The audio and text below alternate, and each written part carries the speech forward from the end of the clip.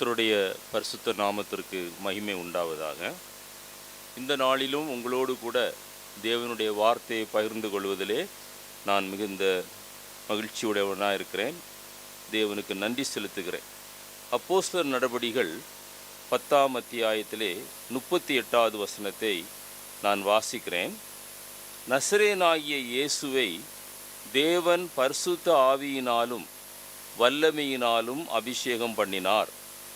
தேவன் அவருடனே கூட இருந்தபடியினாலே அவர் நன்மை செய்கிறவராயும் பிசாசின் வல்லமையில் அகப்பட்ட யாவரையும் குணமாக்குகிறவராயும் சுற்றி திரிந்தார்.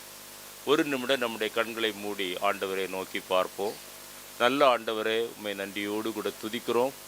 இந்த நாளிலும் இந்த வசனத்தின் மூலமாய் ஆண்டவரே, இங்கு கூடி வந்திருக்கிற ஜனங்களுக்கு அப்பா, பேசுகிற எனக்கு நீர் என்ன சொல்ல விரும்புகிறீரோ அப்பா, நீங்கள் சொல்லும்படியாக நம்முடைய சமூகத்தில் ஜெபிக்கிறோம். என்னை மறைத்து கொள்ளும், நீர் முற்றிலும் வெளிப்படும், உம்முடைய நாமத்தை மாத்திரம் மகிமைப்படுத்தும். உம்முடைய ராஜ்யம் இந்த இடத்துல கட்டப்பட வேண்டும், உம்முடைய சித்தம் நிறைவேற வேண்டும். எடுக்கிற எல்லா பிரயாசங்களுக்கு தக்க பலனை நாங்கள் காண வேண்டும். கர்த்தர்தாமே கிருபையாய் எங்களுக்கு நீர் இறங்குவீராக. உம்முடைய நாமத்தை மாத்திரம் மகிமைப்படுத்தும். தாழ்த்துகிறோம், வெறுமையாக்குகிறோம். இயேசு கிறிஸ்துவின் வெளியேற பெற்ற நாமத்தில் ஜெபிக்கிறோம். ஜெபங்கேளும் ஜீவனுள்ள எங்கள் நல்ல பிதாவே, ஆமென். ஆண்டவராய் இயேசு கிறிஸ்து இந்த உலகத்திலே 3.5 ஆண்டுகள் அவர் ஊழியத்திலே அவர் ஈடுபட்டார். இந்த 3.5 ஆண்டுகளையும் இந்த வசனத்திலே எழுதப்பட்டிருக்கிறது. தேவன் பரிசுத்த ஆவியினாலும் வல்லமையினாலும் அபிஷேகம் பண்ணினார். தேவன் அவருடனே கூட இருந்தபடியினாலே அவர் நன்மை செய்கிறவராயும் பிசாசின் வல்லமையில் அகப்பட்ட யாவரையும் குணமாக்குகிறவராயும் சுற்றி திரிந்தார். நான் சொல்லுகிறதான இந்த வசனங்களை கவனமாக கேளுங்கள். இந்த வசனத்தை நீங்கள் கேட்டுக்கொண்டிருக்கிறதான இந்த நேரத்தில் தானே ஆண்டவர் உங்களுடைய வாழ்க்கையிலே நன்மை செய்வார். அல்லேலூயா. உங்களுடைய சகல கட்டுகளிலிருந்தும், சகல வியாதிகளிலிருந்தும், பலகீனங்களிலிருந்தும் நீங்கள் ஜெபிக்க வருவதற்கு முன்னே இந்த வசனம் உங்களுடைய வாழ்க்கையிலே கிரியை செய்யும். நீங்கள் இன்றைக்கு ஒரு விடுதலையை காணப்போகிறீர்கள். அல்லேலூயா. மத்தேயு எழுதின சுவிசேஷம் 8:16 வாசிக்கும்போது, அஸ்தமனமான போது பிசாசு பிடித்திருந்த அநேகரை அவரிடத்தில் கொண்டு வந்தார்கள். அவர் அந்த ஆவிகளை தமது வார்த்தையினாலே துரத்தினார். அந்த வார்த்தையைத்தான் நான் இப்பொழுது பிரசங்கித்து கொண்டிருக்கிறேன். அவர் தன்னுடைய வார்த்தையினாலே அசுத்த ஆவிகளை துரத்தினார். பிணியாளிகள் எல்லாரையும் சொஸ்தமாக்கினார். இந்த இடத்துல வியாதியோடு கூட நீங்கள் வந்திருக்கலாம், பலகீனத்தோடு கூட வந்திருக்கலாம், அல்லது சமாதானமின்றி வந்திருக்கலாம், பலவிதமான பிரச்சனைகளை எதிர்நோக்கி கொண்டிருக்கலாம், நாளைய தினம் எப்படி இருக்குமோ என்று யோசித்து கொண்டிருக்கலாம். இந்த தேவனுடைய வார்த்தையை நீங்கள் கேட்டுக்கொண்டிருக்கிற இந்த வேளையில் தானே கர்த்தர் உங்களுக்கு ஒரு ஆசீர்வாதத்தை தரப்போகிறார். நான் முழுமையாய் விசுவாசிக்கிறேன். என்னோடு கூட விசுவாசிக்கிறவர்கள் கரங்களை உயர்த்தி ஆண்டவரை மகிமைப்படுத்துங்க பார்க்கலாம். அல்லேலூயா. மார்க்கு 6ஆம் அத்தியாயத்திலே 55-56 வசனங்களை வாசிக்கும்போது, இயேசு வந்ததை அறிந்து, இயேசு அந்த பட்டணத்திலே வந்ததை அறிந்து என்ன செய்தார்களாம்? பிணியாளிகளை படுக்கைகளோடு சுமந்து கொண்டு வந்தார்களாம். அவர் பிரவேசித்த கிராமங்கள், பட்டணங்கள் எல்லாவற்றிலும் சந்தை வெளிகளிலே வியாதிக்காரர்களை வைத்தார்களாம். அவர் வஸ்திரத்தின் ஓரத்தை ஆகிலும் நாம் தொட வேண்டும் என்று அநேகர் வாஞ்சித்தார்களாம். அந்த வாஞ்சையோடு கூட இந்த இடத்துல உட்கார்ந்துருங்க. வேதம் சொல்லுகிறது, அவரை தொட்ட யாவரும் சொஸ்தமானார்கள். அல்லேலூயா. இன்றைக்கு கர்த்தர் உங்களை தொட விரும்புகிறார். நீங்கள் அதற்கு முன்பாக அவரை தொட ஆயத்தமாக இருக்க வேண்டும். அல்லேலூயா. ஆண்டவர் உங்களை தொடுவதற்கு முன்பாக, ஆண்டவரே நான் உம்மை தொடப் போகிறேனப்பா, நீர் எனக்கு ஒரு விடுதலையை தரப்போகிறீர் என்கிற விசுவாசத்தோடு கூட உட்கார்ந்துருங்கள். அதே மாதிரி லூக்கா 4:40 வாசிக்கும் போதும் அவர் வியாதியஸ்தர்கள் மேல் தமது கைகளை வைத்து அவர்களை சொஸ்தமாக்கினார். எனவே ஆண்டவருடைய வார்த்தை சொஸ்தமாக்குகிறது, அவருடைய நிழல் சொஸ்தமாக்குகிறது. அவருடைய வஸ்திரத்தை தொட்ட யாவரும் சொஸ்தமானார்கள். அவர் யார் மேலெல்லாம் கையை வைத்தாரோ அவர்களெல்லாம் சொஸ்தமானார்கள். லூக்கா 6:19 சொல்லுகிறது, அவரிடத்திலிருந்து வல்லமை புறப்பட்டு எல்லாரையும் குணமாக்கினபடியினாலே ஜனங்கள் யாவரும் அவரை தொடும்படி வகை தேடினார்கள். இந்த இடத்துல உட்கார்ந்திருக்கிற நீங்கள் ஒவ்வொருவரும், ஆண்டவரை எப்படியாகிலும் நீர் இந்த மாலை வேளையிலே நீர் என்னை தொட வேண்டும், ஹல்லேலூயா, நான் உம்மை தொட வேண்டும், நான் ஒரு விடுதலை அடைய வேண்டும் என்கிற வாஞ்சையோடு கூட நான் சொல்லுகிற காரியத்தை கேட்டுக்கொண்டிருங்கள். வேத புத்தகத்திலே அந்த 4 சுவிசேஷங்களை நீங்கள் வாசித்து பார்ப்பீர்களேயானால், ஆண்டவராய் இயேசு கிறிஸ்து அந்த 3.5 வருட காலத்திலே 37 அற்புதங்களை செய்ததாக எழுதப்பட்டிருக்கிறது. ஒருவேளை 37 அற்புதங்கள் தான் அவர் செய்தாரா என்று நீங்கள் என்னிடத்திலே கேட்பீர்களேயானால், யோவான் எழுதின சுவிசேஷம் 21ஆம் அத்தியாயம் 25வது வசனத்தை வாசித்து பாருங்கள். அவர் செய்த காரியங்களை எழுதுவதற்கு இந்த உலகம் கொள்ளாது என்று யோவான் எழுதுகிறார். அவர்கள் ரெக்கார்ட் பண்ணது ஒரு 37 அற்புதங்களை எழுதி வைத்திருக்கிறாங்க. அந்த 37 அற்புதங்களையும் முடிந்தால் சுருக்கமாக உங்களோடு கூட இந்த நேரத்திலே நான் பகிர்ந்து கொள்ள விரும்புகிறேன். முதலாவதாக ஆண்டவர் குஷ்டரோகிகளை சுஸ்தமாக்கினார். அங்கே முதலாவது ஒரு குஷ்டரோகி வந்து சொல்லுகிறான், ஆண்டவரே, உமக்கு சித்தமானால் நீர் என்னை சுத்தமாக்கும். இன்றைக்கு காலையிலே ஆராதனையிலே அந்த பாடலை பாடும்போது எனக்கு உள்ளத்தில் மிகுந்த சந்தோஷமாக இருந்தது. ஏனென்றால் அந்த எந்த வசனத்தை கொண்டு நான் முதல் அற்புதத்தை சொல்ல வேண்டும் என்று உங்களிடத்தில் விரும்பினேனோ அதை இன்றைக்கு ஆராதனையிலே பாடும்போது ஆண்டவர் இன்றைக்கு நிச்சயமாக ஒரு தொடுதலை இந்த இடத்திலே தரப்போகிறார் என்று நான் விசுவாசித்தேன். அல்லேலூயா, அல்லேலூயா. ஆண்டவர் சொன்னார், எனக்கு சித்தம் உண்டு, நீ சுத்தமாக என்று மத்தேயு 8:12 நாம் வாசிக்கிறோம். இன்னொரு இடத்துல எழுதப்பட்டிருக்கிறது, மார்க் 1:40 அவன் என்ன செய்கிறான், ஆண்டவருக்கு முன்னாலே வந்து முழங்கால் படியிடுகிறான், தன்னை தாழ்த்துகிறான். அந்த குஷ்டரோகி ஊருக்கு வெளியே ஒதுக்கி வைக்கப்பட்டிருக்கிறவன் ஆண்டவரை பார்த்தவுடனே அவருடைய சமூகத்திலே வந்து முழங்கார் படியிட்டு முகங்குப்புற விழுந்து என்று லூக்காவிலே எழுதப்பட்டிருக்கிறது. முகங்குப்புற விழுந்து முழங்கார் படியிட்டு, ஆண்டவரே, உமக்கு சித்தமானால் என்னை சுத்தமாக்கும். அல்லேலூயா. ஆண்டவர் சொன்னார், எனக்கு சித்தம் உண்டு, நீ சுத்தமாகு, நீ உன்னை கொண்டு போய் ஆசாரியனிடத்திலே காண்பி, சாட்சி அதற்கு செலுத்த வேண்டிய காணிக்கையை நீ செலுத்து என்று சொன்னார்.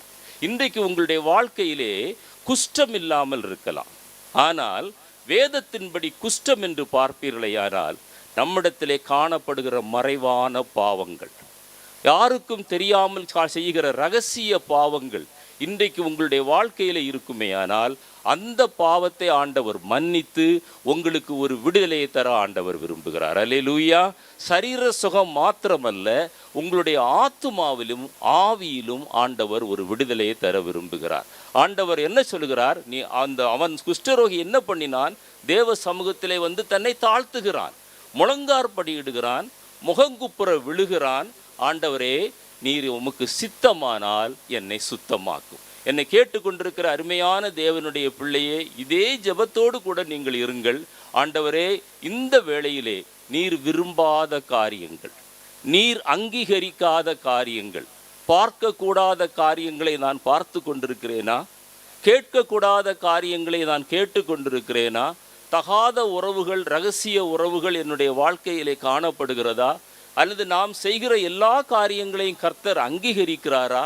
இந்த உணர்வை ஆண்டவர் இந்த வேளையிலே உங்களுக்கு தருவாரேயானால் நான் உறுதியாக சொல்ல முடியும், ஆண்டவர் உங்களுடைய வாழ்க்கையிலே ஒரு ஆசீர்வாதத்தை தரப்போகிறார். அல்லேலூயா. அந்த தாழ்மை உள்ள இருதயத்தோடு கூட ஆண்டவர், வேதம் சொல்கிறது, அவன் அப்படி சொன்ன உடனே அவர் அவனை தொட்டு சுத்தமாக்கி மோசே சொன்ன காணிக்கையை செலுத்தி நீ அதை சாட்சியாக அதற்கு பிறகு வாழ வேண்டும் என்று ஆண்டவர் சொல்லுகிறார்.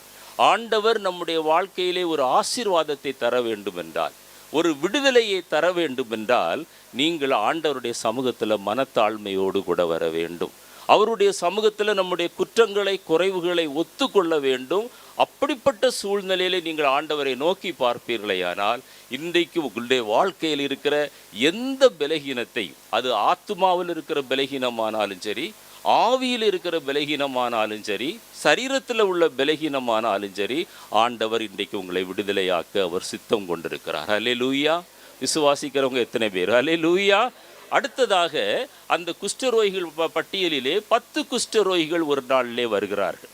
லூக்கா 17ஆம் அத்தியாயத்திலே 12வது வசனத்திலிருந்து வாசித்து பார்ப்பீர்களேயானால் தெரியும். அவர்கள் அவருக்கு எதிரே வந்து நிற்கிறார்கள். எதிரே வந்து நின்று தூரத்திலே நின்று கொண்டு இயேசு ஐயரே எங்களுக்கு இறங்கும் என்கிறார்கள். பக்கத்திலே வர முடியாது, ஏன்னால் குஷ்டரோகிகள் பாளையத்திற்கு புறம்பே காணப்பட வேண்டும். ஆண்டவர் சொல்றார், நீ உங்களை நான் சுகமாக்குறேன்னு சொல்லலை. அவங்க வந்து சொல்றாங்க, இயேசு ஐயரே எங்களுக்கு இறங்கும் என்று சொல்கிறார்கள். ஆண்டவருடைய பதில் என்ன? நீங்கள் போய் உங்களை ஆசாரியர்களுக்கு காண்பியுங்கள். அதாவது நான் உனக்கு குஷ்டரோகம் சுகமானது என்று கூட சொல்லவில்லை, குஷ்டரோகம் மாறினது என்று எழுதப்படவில்லை. குஷ்டரோகி சொல்றான், ஆண்டவரே எனக்கு இறங்கும் என்று சொல்லுகிறான். ஆண்டவர் சொல்றார், நீ போய் ஆசாரியனுக்கு காண்பி. அர்த்தம் என்ன? அந்த வார்த்தையை நாம் விசுவாசிக்கும் போது அவர்கள் போகிற பாதையில் தானே அவர்களுடைய குஷ்டரோகம் மறைந்து விடுகிறது. அல்லேலூயா. அதே போலத்தான் ஆண்டவர் இன்றைக்கு கிரியை செய்கிறார். நீ விசுவாசித்தால் தேவனுடைய மகிமையை காண்பாய்.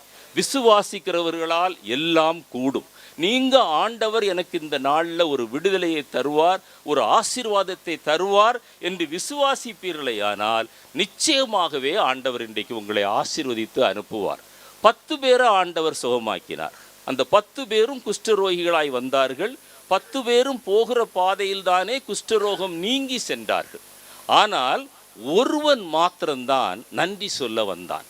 அவன் ஒரு சமாரியனாக இருந்தான். அப்பொழுது ஆண்டவர் கேட்கிறார், 10 பேர் அல்லவா சொஸ்தமானார்கள், மீதி 9 பேர் எங்கே?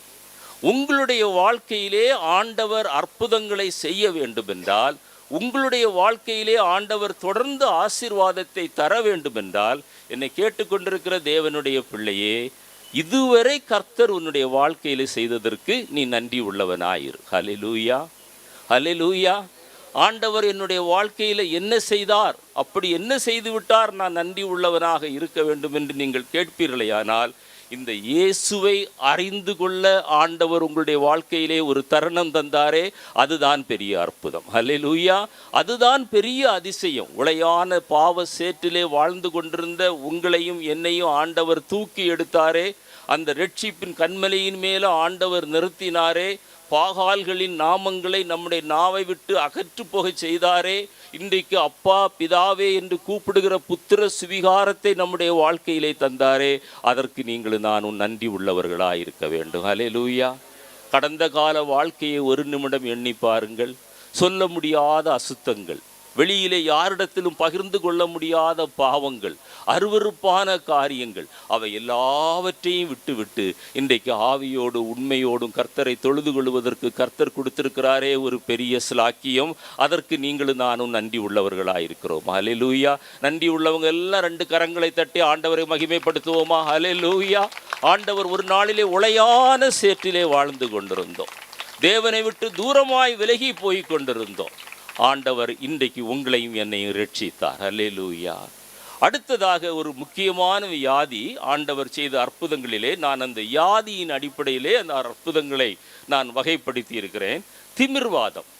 கப்பர்நகூம் என்கிற ஊரிலே ஒரு 100க்கு அதிபதியினுடைய வேலைக்காரன் கொடிய வேதனைப்படுகிறான் என்று அங்கு எழுதப்பட்டிருக்கிறது. வேத பண்டிதர்கள் அவன் திமிர்வாதத்தினாலே கஷ்டப்படுகிறான் என்று எழுதியிருக்கிறார்கள். ஆண்டவர் சொல்றாரு, நான் வந்து சுகமாக்குவேன். அந்த 100க்கு அதிபதின்னு சொல்கிறான், என்னுடைய வேலைக்காரன் கொடிய வேதனையில் இருக்கிறான் ஐயா. நான் சொல்லும்போது ஆண்டவர் சொல்கிறாரு, நான் வந்து சுகமாக்குவேன். அவன் என்ன சொல்கிறான் தெரியுமா? நான் அதிகாரத்திற்கு உட்பட்டவனாக இருக்கிறேன். ஒருவனை வா என்றால் வருகிறான், ஒருவனை போ என்றால் போகிறான். 100க்கு அதிபதினால என்ன அர்த்தம்? அவனுக்கு கீழே 100 சேவகர்கள் இருக்கிறாங்க. அவன் ஒரு கேப்டன் மாதிரி. ஆனால் அவன் என்ன சொல்கிறான்? ஆண்டவரே, நீர் என் வீட்டிற்குள் வர நான் பாத்திரம் நல்ல, ஒரு வார்த்தை மாத்திரம் சொல்லும். அல்லேலூயா. ஒரு வார்த்தை மாத்திரம் சொல்லும். ஒரு வார்த்தை போதும் ஆண்டவர் உங்களுடைய வாழ்க்கையை மாற்றுவதற்கு. அல்லேலூயா. உங்களுடைய வாழ்க்கையில் உள்ள பிரச்சனைகளை மாற்றுவதற்கு ஒரு வார்த்தை போதும். அவன் சொல்றான், ஆண்டவரை என்னுடைய வீட்டில் வருவதற்கு நான் தகுதியல்ல என்று சொல்லும்போது ஆண்டவர் சொல்றாரு, நீ போகலாம், உன் விசுவாசத்தின்படியே உனக்கு ஆக கடவுள். நீங்கள் என்ன விசுவாசிக்கிறீர்களோ அதை ஆண்டவர் உங்களுடைய வாழ்க்கையிலே செய்வார். உங்களுடைய வாழ்க்கையில் சந்தேகம் இல்லாமல், பயம் இல்லாமல், குழப்பம் இல்லாமல், கர்த்தர் எனக்காக இந்த காரியத்தை செய்வார், என்னுடைய வியாதியிலிருந்து எனக்கு விடுதலை தருவார், என்னுடைய தரித்திரத்தை மாற்றுவார், என்னுடைய கணவரை ரட்சிப்பார், என்னுடைய மகளை மனைவியை ரட்சிப்பார் என்று நீங்கள் விசுவாசத்தோடு கூட ஆண்டவரை வருவீர்களே, ஆனால் ஆண்டவர் உங்களுடைய வாழ்க்கையில ஒரு பெரிய அற்புதத்தை செய்வார். அங்கே கொடிய வேதனை என்று எழுதப்பட்டிருக்கிறது. அந்த லூக்கா சுவிசேஷத்துல அந்த சம்பவத்தை வாசிக்கும் போது அந்த யூதர்கள் எல்லாம் வந்து ரெக்கமெண்ட் பண்றாங்க. என்ன சொல்றாங்க? இந்த இவருக்கு நீர் கண்டிப்பாக இறங்க வேண்டும் என்று சொல்றாங்க. ஏன் இறங்க வேண்டும்? அந்த நூற்றுக்கு அதிபதி அவன் யூதன் அல்ல, அவன் ரோமன். அவங்க சொல்றாங்க, நமக்கு ஒரு ஜெப ஆலயத்தை இவன் கட்டி கொடுத்தான், நமக்கு நன்மையான காரியங்களை நீ செய்து கொடுத்தான், எனவே நீர் கண்டிப்பாக வந்து அவனுக்கு உதவி செய்ய வேண்டும் என்று சொல்கிறார்கள். பாருங்க, ஒரு மனிதன் இன்னொரு நன்மையான காரியத்தை செய்யும் போது ஆண்டவருடைய ஆசீர்வாதம் வெகு எளிதாக ஒரு மனிதனை தேடி வருகிறது. அதுதான் முதல் வசனத்திலே நாம் வாசித்தோம், நன்மை செய்கிறவராக சுற்றி திரிந்தார். அல்லேலூயா. உங்களுடைய வாழ்க்கையில மற்றவர்களுக்கு நன்மை செய்கிற ஒரு பழக்கத்தை நீங்க கற்றுக்கொள்ள வேண்டும். எது எப்படியாகிலும் நான் மற்றவர்களுக்கு பிரயோஜனம் உள்ள ஒரு பாத்திரமாக நான் காணப்பட வேண்டும் என்கிற வாஞ்சை உங்களுடைய வாழ்க்கையிலே வந்தாலே போதும், ஆண்டவர் உங்களுக்கு ஒரு பெரிய ஆசீர்வாதத்தை தருவார். உங்களுடைய வாழ்க்கையில் இருக்கிற கட்டுகளை ஆண்டவர் நிச்சயமாக அகற்றுவார். உங்களுடைய வாழ்க்கையில் இருக்கிற பிரச்சனைகளை ஆண்டவர் மாற்றுவார். அவர் நன்மை செய்கிறவராக சுற்றி திரிந்தார். அடுத்ததாக ஒரு காரியத்தை இந்த அற்புதத்தில் நான் சொல்ல விரும்புகிறேன். பாருங்க, அந்த நூற்றுக்கு அதிபதிக்கு வியாதி இல்லை, அவனுடைய வேலைக்காரனுக்கு வியாதி. இவன் துடிக்கிறான். அவனுடைய மகன் அல்ல, அவனுடைய உறவினன் அல்ல, அவனுடைய வேலைக்காரனை சொஸ்தமாக்க வேண்டும் என்று இவன் விரும்புகிறான். நம்முடைய வாழ்க்கையில அவர் அப்படிப்பட்ட ஒரு ஒரு ஒரு இரக்க குணத்தை ஆண்டவர் தருவாரேயானால் நிச்சயமாக நான் சொல்றேன், ஆண்டவர் நம்முடைய வாழ்க்கையில நமக்கு இருக்கிற எல்லா பிரச்சனைகளையும் மாற்றுவார். பாருங்க, வேலைக்காரன் நம்ம என்ன செய்வோம்? அந்த இடத்துல யோசித்து பாருங்க, நமக்கு கீழே வேலை செய்கிறவர்களிடத்துல நம்ம இரக்கமா இருக்கிறோமா? அவர்களிடத்துல நம்ம அன்பா இருக்குமா? இரக்கம் செய்யுங்கள், அப்பொழுது உங்களுக்கு இரக்கம் கிடைக்கும் என்று ஆண்டவர் சொல்லுகிறார். அந்த மனிதனுடைய அந்த பண்பை பாருங்க. அவனுக்கு கீழே வேலை செய்கிற ஒரு வேலைக்காரன் கஷ்டப்படுகிறத அவன் சகிக்க முடியாம அவன் வெகு தூரம் புறப்பட்டு வந்து இயேசு அந்த இடத்துல வந்திருக்கிறார் என்று கேள்விப்பட்டு அவரிடத்துல சொல்றான், நீர் அந்த என்னுடைய வேலைக்காரன் கொடிய வேதனைப்படுகிறான், நீர் அவனுக்கு இறங்க வேண்டும் என்று. அடுத்த திமிர்வாத சம்பவத்தை மத்தேயு 9:2 மார்க் 2ஆம் அத்தியாயத்திலையும் லூக்கா 5ஆம் அத்தியாயத்திலையும் வாசிக்க முடிகிறது. ஒரு திமிர்வாதக்காரனை 4 பேர் சுமந்து கொண்டு வர்றாங்க. எப்படி சுமந்து கொண்டு வர்றாங்க? கட்டிலோடு கூட தூக்கி கொண்டு வர்றாங்க. அங்கு திரள் கூட்டம் ஜனங்கள் உட்கார்ந்து இருக்கிறாங்க. ஆண்டவர் வேத வசனத்தை பிரசங்கித்து கொண்டிருக்கிறார். ஒன்றை மாத்திரம் நீங்கள் நன்றாக விளங்கி கொள்ள வேண்டும், ஆண்டவர் எங்கெல்லாம் அற்புதம் செய்தாரோ அதற்கு முன்பு கர்த்தருடைய வார்த்தையை பிரசங்கித்தார். அல்லேலூயா. கர்த்தருடைய வார்த்தை இல்லாமல் அற்புதம் வராது. உங்களுடைய வாழ்க்கையில் ஆசீர்வாதம் வர வேண்டும் என்றால் கர்த்தரை நம்ப வேண்டும், கர்த்தருடைய வார்த்தையை உங்களுடைய இருதயத்தில் ஏற்றுக்கொள்ள வேண்டும். அந்த வேதம் அங்கே என்ன சொல்லுகிறது? அவர்களுடைய விசுவாசத்தை கண்டு. யாருடைய விசுவாசம்? திமிர்வாதக்காரனுடைய விசுவாசம் அல்ல. 4 பேர் சுமந்து கொண்டு வந்தார்களே, இந்த மனிதனை இயேசுவினிடத்தில் கொண்டு போனால் இயேசு இவனை விடுதலையாக்க முடியும் என்று விசுவாசத்தோடு கூட சுமந்து கொண்டு வந்தார்களே, அவர்களுடைய விசுவாசத்தை கண்டு ஆண்டவர் சொன்னார், உன் படுக்கை எடுத்துக்கொண்டு எழுந்து நட. அல்லேலூயா.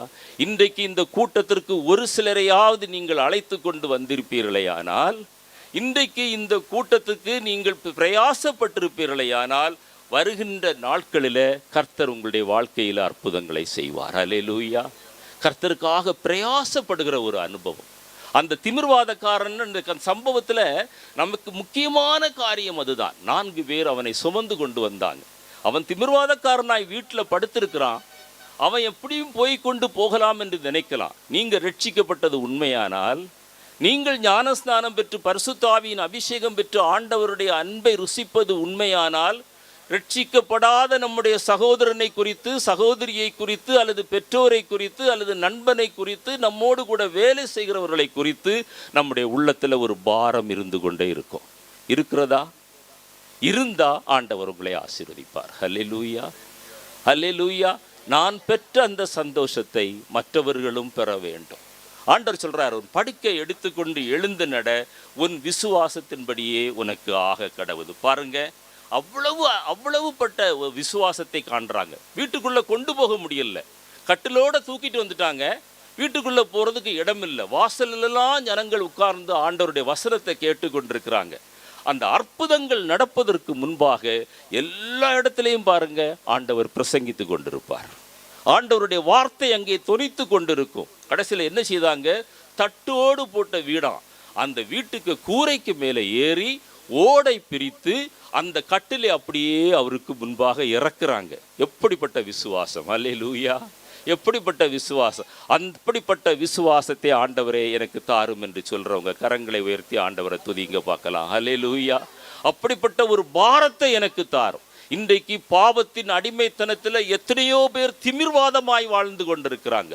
நடக்க முடியாமல் ஆவிக்குரிய திமிர்வாதத்தோடு கூட முடவர்களாய், சப்பானிகளாய், தேவன் யாரென்று அறியாதவர்களாய், காடு மலைகளிலே ஏறி கால்களிலே செருப்புகள் இல்லாமல் தங்களுடைய சரீரத்தை கெடுத்து கொண்டு எத்தனையோ பேர் அலைந்து கொண்டிருக்கிறாங்க. அவர்களை பார்க்கும்போது நம்முடைய இருதயத்தில் ஒரு அசைவு வருகிறதா?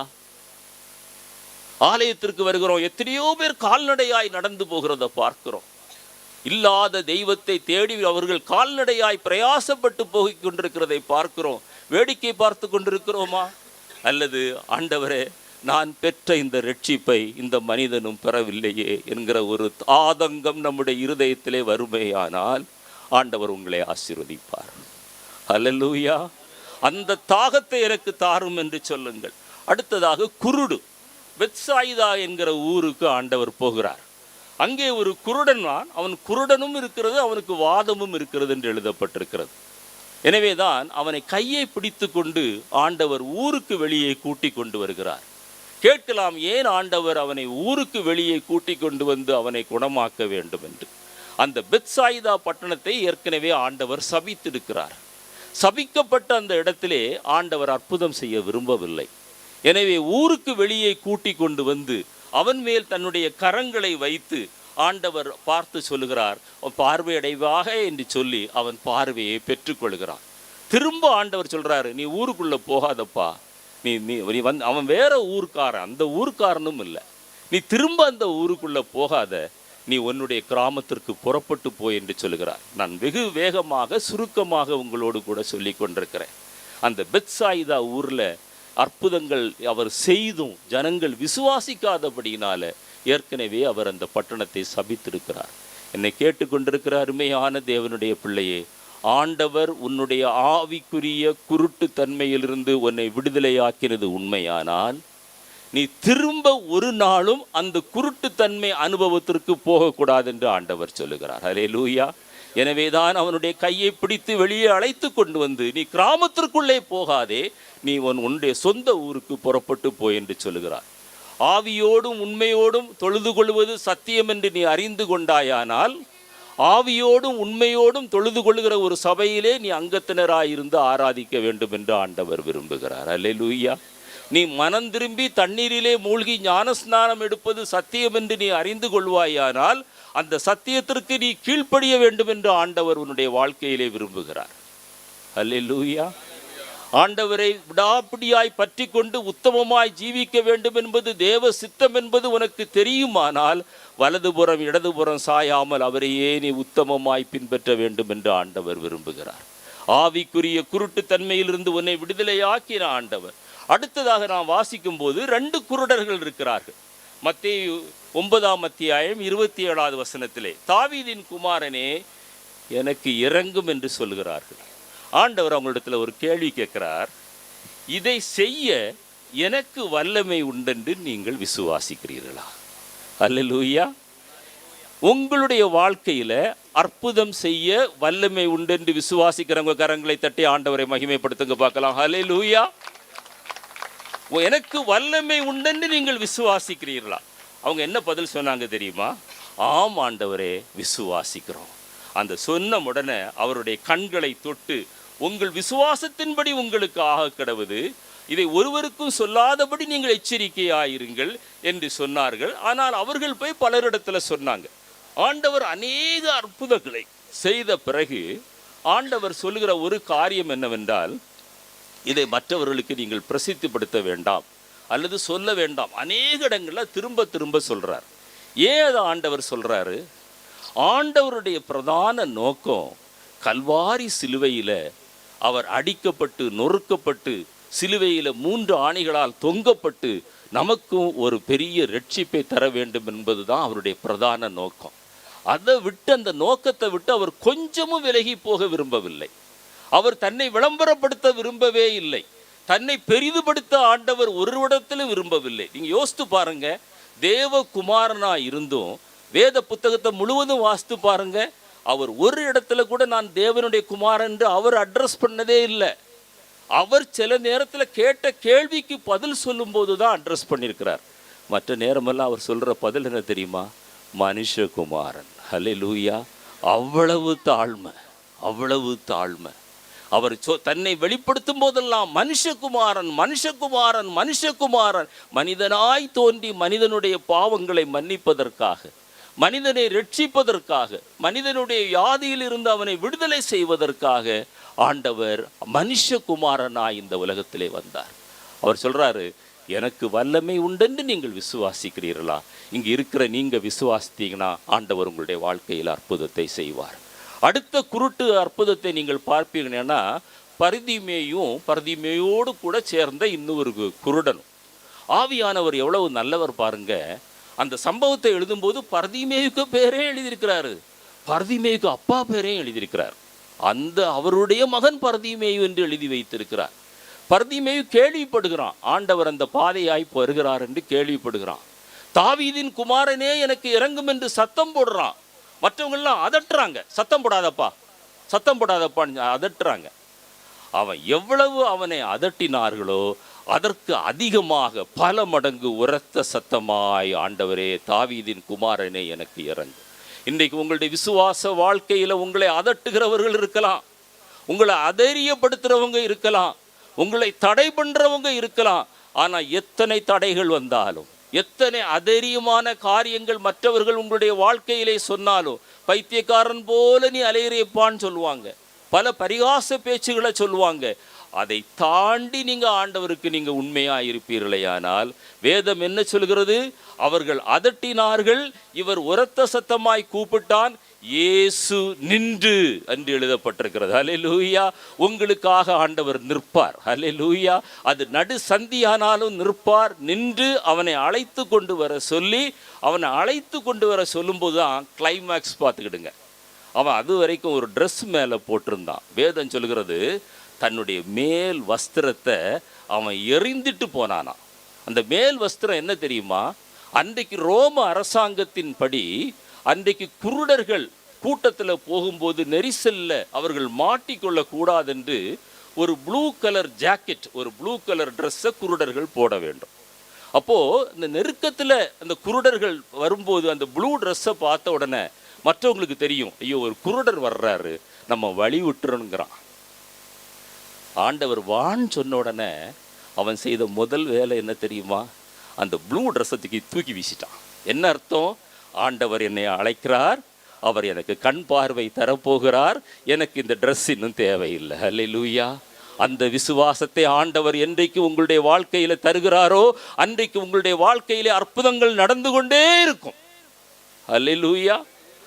அதான் அந்த ஆவியானவர் அதை எப்போவுமே அற்புதங்களை வாசிக்கும் போது மார்க்கு சுவிசேஷத்தை பாருங்க, அதில் தான் அந்த டீட்டெயில்டாக அவர் சொல்லுவார். அந்த மேல் வஸ்திரத்தை அவன் எறிந்து, அதற்கு முன்னால அந்த சத்தத்தை கேட்குறானா, ஒரு பெரிய சத்தம் உண்டாகிறது. அந்த சத்தம் கேட்டு இது என்ன சத்தம், என்ன சத்தம்னு கேட்குறான். ஆளுங்க சொல்கிறாங்க, இயேசு வர்றாரு, இயேசு வர்றாரு. அப்போ தான் சொல்கிறான், தாவீதின் குமாரனே எனக்கு இறங்கும். ஜனங்களெல்லாம் சொல்கிறாங்க, ஏய் சும்மாருடா, நீ சும்மாருடா, ஏய் குருடா நீ சும்மா இரு. அவன் இன்னும் அதிகமாய் கத்துறான், தாவீதின் குமாரனே எனக்கு இறங்கும் என்று. ஆண்டவர் நின்று அவனை அழைத்து அவனுடைய குருட்டுத்தன்மையை மாற்றுகிறார். அல்லேலூயா! அவன் புறப்பட்டு போகும்போதே விசுவாசத்தோடு கூட போகிறான். அதே போல என்னுடைய நாமத்தினாலே விசுவாசத்தோடு நீங்கள் எதை கேட்பீர்களோ அதை இன்றைக்கு உங்களுடைய வாழ்க்கையிலே பெற்றுக்கொள்வீர்கள். அல்லேலூயா! ரட்சிக்கப்படாத கணவனா, ரட்சிக்கப்படாத மனைவியா, ரட்சிக்கப்படாத பிள்ளைகளா, விட முடியாத பாவமா, ரகசிய பாவமா, பல நாள் பழக்க வழக்கமா, அடிமைத்தனமா, அந்தகாரத்தின் இருளில் வாழ்ந்து கொண்டிருக்கிறீர்களா? பொருளாதார பற்றாக்குறையா? சின்ன சின்ன இச்சைகளினால இழுப்புண்டு போய் ஒரு ஆவிக்குரிய வாழ்க்கையிலே ஒரு வளர்ச்சி இல்லாத ஒரு நிலைமையா? விசுவாசத்தோடு கூட ஆண்டவரை நோக்கி பாருங்கள். ஆண்டவரை எனக்கு இதில் விடுதலை தாரும் என்று சொல்லுங்கள். மொபைல் ஃபோனில் அடிமைகளாக இருக்கிறீங்களா? டிவிக்கு முன்ன அடிமையாக இருக்கிறீங்களா? உங்களை நீங்களே ஆராய்ந்து பாருங்க. இன்றைக்கு ஆண்டவர் உங்களுக்கு விடுதலை தருவார். ஒருவேளை நீங்கள் விடுதலை பெற்றிருப்பீர்கள், உங்களுடைய பிள்ளைகள் அல்லது உறவினர்கள் அல்லது குடும்பத்தில் உள்ளவங்க விடுதலை பெறாமல் இருக்கலாம். அன்றைக்கு மேல் வஸ்திரத்தை எறிந்து விட்டு போனானே பர்தீமேயு, அதே விசுவாசத்தோடு கூட ஆண்டவருடைய சமூகத்தில் வாருங்க. ஹல்லேலூயா. ஆண்டவர் இன்றைக்கு ஒரு பெரிய ஒரு விடுதலையை தருகிறார். அடுத்ததாக சந்திர ரோகம் அல்லது காக்காவலி, எப்பிலெப்சி என்று ஆங்கிலத்திலே சொல்வார்கள். அது ஏன் சந்திர ரோகம் என்று சொல்கிறாங்கன்னா, அந்த அமாவாசை பௌர்ணமி நாட்களில் அந்த வியாதி அதிகமாக இருக்கும். அவர் தகப்பன் சொல்கிறான், ஆண்டவரே என்னுடைய மகன் சந்திர ரோகத்தினால் கஷ்டப்படுறான், அடிக்கடி தீயிலும் தண்ணீரிலும் கொண்டு தள்ளப்படுகிறான், வாயில நுரை தள்ளப்படுகிறது, உம்முடைய சீசரிடத்தில் கொண்டு வந்தோம், குணமாக்க முடியல. ஆண்டவர் சொல்றாரு, மாறுபாடு உள்ள அவிசுவாச சந்ததியே, எதுவரைக்கும் நான் உங்களிடத்தில் பொறுமையாயிருப்பேன். இன்றைக்கு விசுவாசிகள் என்று சொல்ற அநேகருடைய வாழ்க்கையில் விசுவாசம் இல்லை. விசுவாசம் பிரசங்கத்தில் இருக்கிறது, பேச்சில் இருக்கிறது, செயலில் இல்லை. நம்முடைய வாழ்க்கையில் இந்த விசுவாசம் இருக்குமே ஆனால் ஆண்டவர் சொல்றாரு, அவனை என்னிடத்துல கொண்டு வாருங்கள்.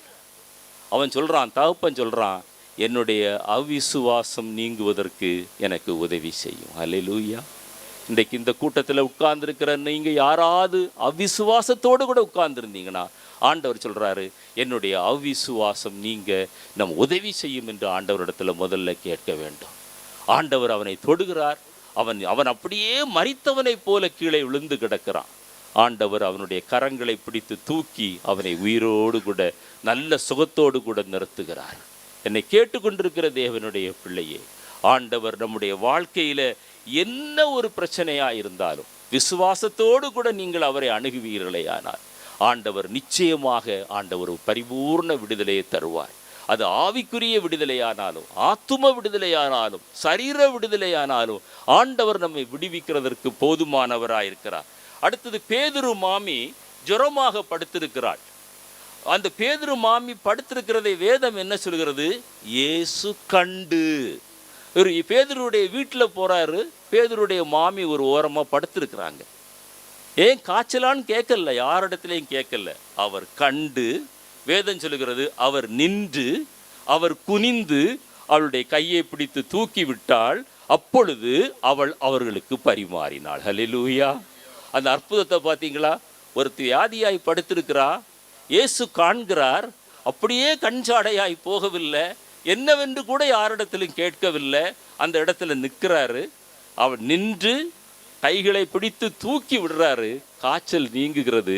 அது அவள் நன்றி கெட்டவளாக இருக்கவில்லை, அவள் உடனே வந்த இயேசுவுக்கும் மற்ற சீசர்களுக்கும் ஆகாரம் பரிமாற ஆரம்பிக்கிறாள். அல்லேலூயா. கர்த்தர் எத்தனை நன்மைகளை உங்களுடைய வாழ்க்கையில் செய்திருக்கிறார்.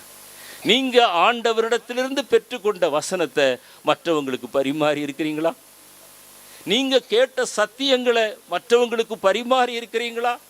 எத்தனை பிரசங்கங்களை நீங்கள் கேட்குறீங்க? எத்தனை பேருக்கு ஆண்டவரிடத்தில் சொல்கிறீங்க? ஆண்டவரை பற்றி எத்தனை பேருக்கு சொல்கிறீங்க? ஒரு கேள்வி உங்களை ஆராய்ந்து பாருங்க. திரள் கூட்டம் ஜனங்கள் ரட்சிக்கப்படாமல் இருக்கிறார்களே, நம்மை சுற்றிலும் திரள் கூட்டம் ஜனங்கள் ரட்சிக்கப்படாமல் இருக்கிறார்களே, சமுத்திரம் போல ஜனங்கள் இருக்கிறார்களே. நீங்களும் நானும் பரிமாற அழைக்கப்பட்டவர்கள். அல்லேலூயா. படுத்து கிடப்பதற்காக அழைக்கப்படவில்லை. ஆண்டவர் அப்படிப்பட்ட ஒரு வெறுமையான அனுபவத்தில் நீங்கள் காணப்படுவீர்களே ஆனால், இதுவரை கர்த்தருக்காக எந்த பிரயாசமும் எடுக்காமல் நீங்கள் காணப்படுவீர்களே ஆனால், இன்றைக்கு ஆண்டவர் உங்களை பரிமாற அழைக்கிறார். அல்லேலூயா. நீங்கள் கேட்டுக்கொண்டிருக்கிறவர்கள் அல்ல, நீங்கள் பிரசங்கிக்கிறவர்களாய் மாற வேண்டும். புறப்பட்டு போய் சகல ஜாதிக்கும் சுவிசேஷத்தை பிரசங்கித்து பிதா குமாரன் பரிசுத்தாவின் நாமத்தினாலே அவர்களுக்கு ஞான ஸ்நானம் கொடுங்கள் என்று ஆண்டவர் உங்களை பார்த்து சொல்லுகிறார். அல்லேலூயா. புறப்பட்டு போயிருக்கிறீங்களா? என்றைக்காவது ஒரு மருத்துவமனைக்கு புறப்பட்டு போயிருக்கிறீங்களா? எத்தனை வியாதியஸ்தர்கள், என்றைக்காவது பக்கத்து வீட்டில் போய் சுவிசேஷம் சொல்லியிருக்கிறீங்களா?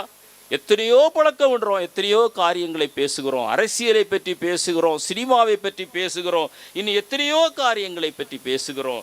வேதம் சொல்லுகிறது, பேதுருவின் மாமி சுகமான உடனே அவ எழும்பி பரிமாறினாள். அல்லேலூயா. ஆண்டவர் நம்முடைய ஜுரத்தை மாற்றினார், நம்முடைய ஆவிக்குரிய ஜுரத்தை மாற்றினார். இன்றைக்கு நீங்களும் நானும் விடுதலை பெற்ற பெண்மான், நப்தலி விடுதலை பெற்ற பெண்மான், அவள் இன்பமானவைகளை பேசுவாள். அல்லேலூயா. நம்முடைய வாயிலிருந்து ரட்சிப்பின் சத்தம் வருகிறதா? நம்முடைய வாயை திறந்த ஆண்டவரை துதிக்கிற ஒரு சத்தம் வருகிறதா? மற்றவர்களுக்கு நீங்கள் ஒரு கிறிஸ்தவன் என்று தெரியுமா? எத்தனை பேருக்கு நீங்கள் ஆண்டவரை பற்றி சொல்லி இருக்கிறீங்க? ஆண்டவர் இன்றைக்கு உங்களை அழைக்கிறார். அடுத்ததாக இயேசு கானான் ஊருக்கு வருகிறார். அவர் வந்ததாக கேள்விப்பட்டு அவரிடத்தில் போய் தன் மகனை குணமாக்க வர வேண்டும், மகன் கடுமையான ஜுரத்தினால பாதிக்கப்படுகிறான் என்று ஒரு சொல்லும்போது ஆண்டவரிடத்தில் அந்த மனுஷன் திரும்பி சொல்றான், என் பிள்ளை சாகிறதற்கு முன் நீ வர வேண்டும். அவன் சொல்றான், என் பிள்ளை சாக கிடக்கிறான் ஆண்டவரே, செத்து போறதுக்கு முன்னால நீங்க வர வேண்டும். ஆண்டவருடைய சித்தம் இல்லாமல் உங்களுடைய தலைமயிரில் ஒன்று கூட கீழே விடாது. அல்லேலூயா. காலங்கள் கர்த்தருடைய கரத்தில் இருக்கிறது. அல்லேலூயா. நீங்க சாக நினைத்தாலும் ஆண்டவர் உங்களை சாக விட மாட்டார். அல்லேலூயா. உங்களுடைய நீங்க விரும்புகிறவங்க வியாதியில, கொடுமையான வியாதியில் இருந்தாலும் நீங்க ஜெபிக்கிற ஒரு மனிதனாய், ஜெபிக்கிற ஒரு மகளாய் இருப்பீர்களே, ஆனால் ஆண்டவர் அவர்களை விடுதலையாக்குவார். நான் சொல்லுகிற எந்த ஒரு காரியமும் நான் என்னுடைய வாழ்க்கையின் அனுபவத்தின் மூலமாக சொல்லுகிறேன். வாழ்க்கையில் நான் சந்தித்த நான் அனுபவித்த காரியங்களை உங்களுக்கு வேதத்தின் அடிப்படையோடு கூட பேசி கொண்டிருக்கிறேன். இயேசு சொல்லுகிறார், அவன் சொல்கிறான், ஆண்டவரே அவன் சாக கிடக்கிறான், சாகிறதுக்கு முன்னாலே என் வீட்டுக்கு வந்து என்ன சுகமாக்கிறோம். ஆண்டவர் சொல்கிறாரு, இல்லைப்பா நீ போகலாம், உன் குமாரன் பிழைத்திருக்கிறான். அல்லேலூயா. உன் குமாரன் பிழைத்திருக்கிறான். ஒரு சாட்சி ஞாபகத்துக்கு வருகிறது. ஒரு அருமையான சகோதரி தன்னுடைய மகள் மரண அவஸ்தையாக இருக்கிறாள். அவளுடைய ஜீவன் எப்பொழுது பிரிந்து விடுமோ என்று அந்த மரண அவஸ்தையோடு போராடி கொண்டிருக்கிற அந்த மகளுக்கு பக்கத்திலே ஜெபித்து கொண்டிருக்கிறாள். ஆண்டவர் சொல்றாரு, பக்கத்து தெருவில் ஒருவன் வியாதியா இருக்கிறான், நீ அவனுக்காக போய் ஜெபித்து கொண்டு வா என்று சொல்லுறார். இவளுடைய சொந்த மகள் அடுத்த சில நாடிகளிலே உயிர் போகிற நிலைமையிலே இருக்கிறாள். ஆண்டவருடைய சத்தத்திற்கு அந்த தாய் கீழ்ப்படிந்தாள். அப்படியே புறப்பட்டு போனாள், பக்கத்து தெருவுக்கு புறப்பட்டு போனாள். அந்த மகனுக்காக ஜெபித்து கொண்டு வந்தாள். வீட்டை திறந்து பார்க்கும்போது மகள் கட்டிலே விளையாடி கொண்டிருந்தாள். அல்லேலூயா. அல்லேலூயா. அதே அற்புதத்தை தான் ஆண்டவர் இன்றைக்கு செய்து கொண்டிருக்கிறார். அன்றைக்கு மாத்திரம் அற்புதம் நடந்ததாக நினைக்க வேண்டாம், இன்றைக்கும் ஆண்டவர் அற்புதங்களை செய்கிறார். ஆண்டவருடைய சீசர்கள் அன்றைக்கு அற்புதங்களை செய்தார்கள். பேதுரு மூலமாய் அற்புதம் நடந்தது. பேதுருவுடைய நிழல் பட்டு அற்புதம் நடந்தது. பேதுரு தபித்தாளை உயிரோடு எழுப்பினார். செத்து போன தபித்தாளை எழுப்பினார். பிறவி சப்பானியை அலங்கார வாசலிலே தூக்கி நிறுத்தினார். பவுலுடைய உருமால்கள், கச்சைகள் போடப்பட்ட போது அற்புதங்கள் நடந்தது, அதிசயங்கள் நடந்தது. அவன் மாடியிலே செத்து விழுந்த வாலிபனை உயிரோடு எழுப்பினார். இன்றைக்கும் ஊழியர்கள் ஜெபிக்கும் போது, தேவனுடைய பிள்ளைகள் ஜெபிக்கும் போது கர்த்தருடைய அற்புதம் நடந்து கொண்டிருக்கிறது. கர்த்தருடைய வல்லமை குறைந்து போகவே இல்லை. அல்லேலூயா. ஆனால் ஆண்டவர் சொல்கிறார், நீ போகலாம், உன்னுடைய மகள் பிழைத்திருக்கிறாள். அப்போ அவனுடைய வேலைக்காரங்க எதிரில் வர்றாங்க. அப்போ கேட்குறாங்க, எப்போ என் மகனு? அவங்க சொல்கிறாங்க, மகன் சுகமாயிட்டான் ஐயா. எப்போ சுகமானா? 7ஆம் மணி நேரத்தில் சுகமானான். அதே நேரத்தில் தான் ஆண்டவர் சொன்னார், நீ போகலாம், உன் மகன் சுகமாயிருக்கிறார். அவர் சொல்ல ஆகும், அவர் கட்டளையிட நிற்கும். அல்லேலூயா. பெரும்பாடு உள்ள ஸ்திரீயை பற்றி கேள்விப்பட்டிருப்பீங்க. பெரும்பாடு உள்ள ஸ்திரீ லூக்காவிலே வாசிக்க முடியும், மற்ற சுவிசேஷங்களிலே வாசிக்க முடியும். வேதம் சொல்லுகிறது, அவளுக்கு அந்த இரத்த ஒழுக்கு போய்கொண்டே இருக்கிறது. ஆஸ்திகளெல்லாம் விற்று செலவழித்து விட்டாள், சற்றாகிலும் குணப்படவில்லை. இன்னொரு சுவிசேஷம் சொல்லுகிறது, ஒரு வைத்தியனாகிலும் அவளை குணப்படுத்த முடியவில்லை.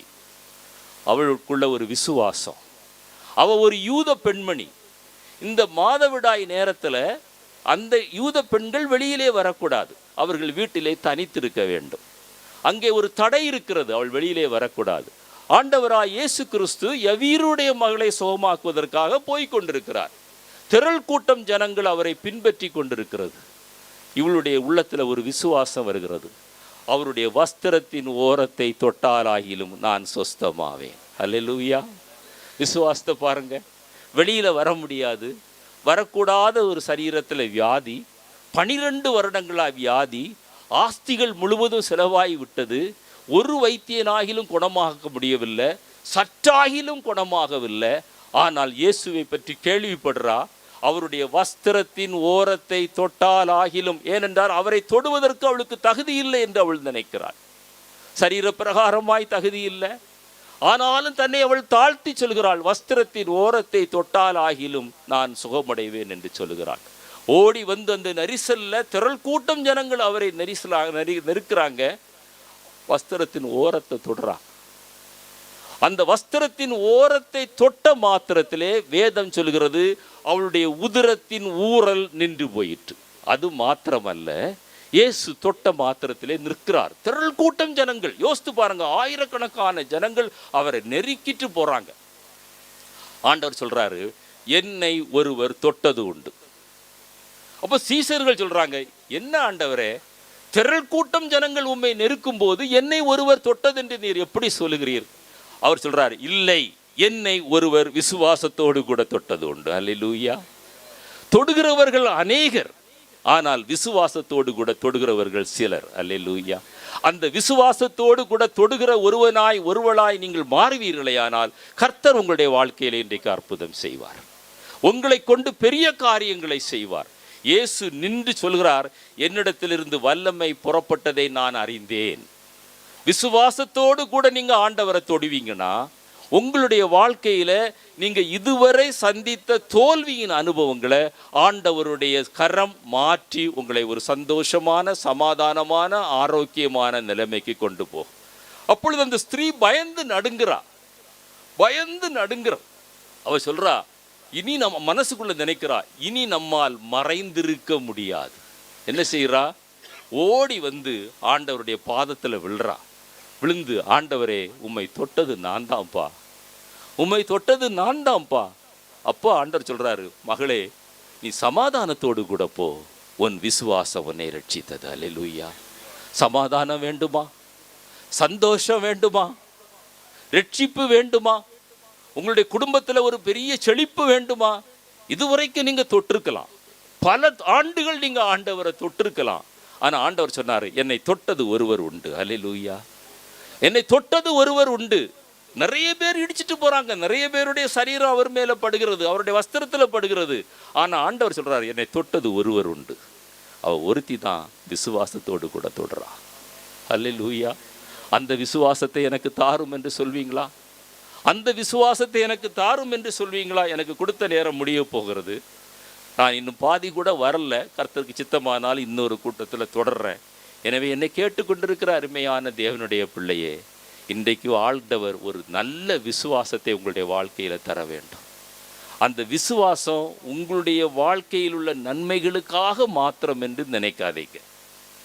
நீங்க ஆசீர்வதிக்கப்படுவதற்காக மாத்திரம் என்று ஒரு நாளும் நினைக்காதீங்க. ஒரு தேவனுடைய பிள்ளை நினைக்க வேண்டியது என்னன்னா, நான் ஆசீர்வதிக்கப்படுவதை காட்டிலும் நான் மற்றவர்களுக்கு ஆசீர்வாதமாக இருக்க வேண்டும். அல்லேலூயா.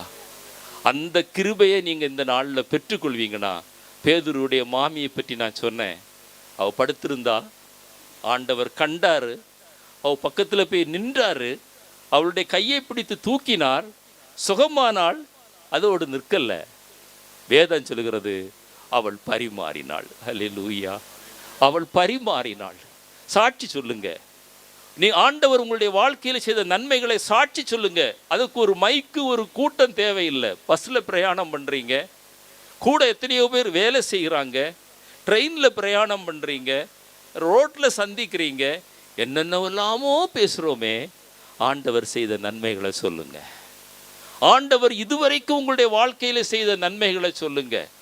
நீங்கள் அப்படி சாட்சியாய் இருப்பீர்களே, ஆனால் ஆண்டவர் என்ன சொன்னார்? நீங்கள் எனக்கு சாட்சிகளாய் இருப்பீர்கள் என்று சொன்னார். அப்படிப்பட்ட சாட்சி சொல்லுகிற ஒரு அனுபவம், சாட்சியாய் வாழுகிற ஒரு அனுபவம், அதுதான் பரிமாறுகிற அனுபவம். அல்லேலூயா. ஆண்டவர் இன்றைக்கு உங்களை பரிமாற அழைக்கிறார். இந்த பகுதி ரட்சிக்கப்பட வேண்டும் என்று இந்த பக்கத்தில் உள்ள இந்த இடத்துல வசிக்கிற ஜனங்களுக்கு அந்த ஆத்தும பாரத்தை ஆண்டவர் இன்றைக்கு தர வேண்டும். அல்லேலூயா. நீங்கள் முதலாவது தேவனையும் தேவனுடைய ராஜ்யத்தையும் தேடுங்கள், மீதி எல்லாம் உங்களுக்கு கூட கொடுக்கப்படும். தீபாவளி முடிஞ்சிடுச்சு, அடுத்தது கிறிஸ்மஸ் வரும். 2 சேலை வாங்கினா 1 சேலை இலவசம்னு சொல்லுவான். அல்லது ஒரு பெரிய பொருளை வாங்கினா, இப்பவும் விளம்பரங்கள் அப்படி தான் வருது, ஒரு பெரிய பொருளை வாங்கினா இன்னும் 2 பொருள் இலவசம்னு சொல்லுவான். அதே மாதிரி தான் ஆண்டவருடைய ராஜ்யத்தை தேடினா மீதி உள்ளதெல்லாம் கூட இலவசமாய் உங்களுக்கு வரும். அல்லேலூயா. நீங்கள் தேடி போக வேண்டியதில்லை சகோதரா, ஆசீர்வாதம் உன்னை தேடி வரும். அல்லேலூயா. கர்த்தருக்காக பிரயாசப்படுங்க, கர்த்தருக்காக உங்களுடைய நேரத்தை செலவிடுங்க. உள்ள எண்ணமெல்லாம் ஏக்கமெல்லாம்னு ஒரு பெர்க்மான்ஸ் பாடல் இருக்குல்ல, நம்முடைய எண்ணமெல்லாம் ஏக்கமெல்லாம் ஆண்டவரே நான் உமக்காக எப்படி பயன்பட முடியும். அல்லேலூயா. ஏதாவது ஒரு வகையில் நான் உமக்கு ஒரு பிரயோஜனம் உள்ள பாத்திரமாக இருக்க முடியாதா ஆண்டவர்? இப்படி நினச்சிட்டாலே போதும், உங்களுடைய வாழ்க்கையில் சமாதானம் வரும், சந்தோஷம் வரும், ஆரோக்கியம் வரும், ரட்சிப்பு வரும்.